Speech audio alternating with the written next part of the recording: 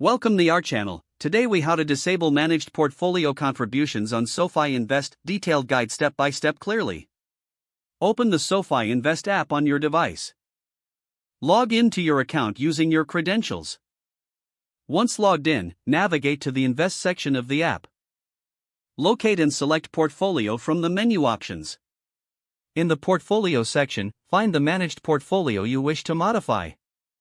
Tap on the managed portfolio to access its details.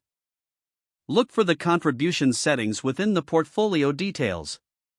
Select the option to manage contributions. You should see a toggle or switch for enabling or disabling contributions. Switch the toggle to the off position to disable contributions. Confirm your selection if prompted, to ensure the change is applied.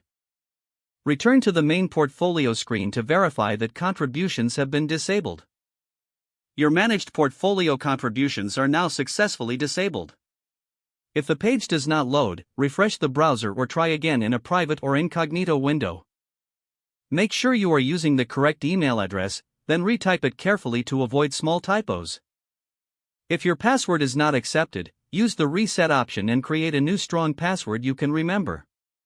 Check your spam folder for verification or security emails, then complete any requested confirmation steps.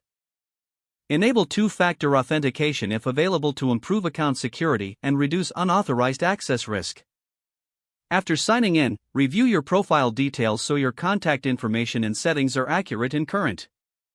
If you see an error message, note it down and try again after restarting your device and internet connection.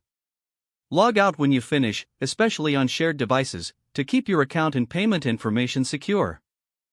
If the page does not load, refresh the browser or try again in a private or incognito window. Make sure you are using the correct email address, then retype it carefully to avoid small typos. If your password is not accepted, use the reset option and create a new strong password you can remember. Check your spam folder for verification or security emails, then complete any requested confirmation steps.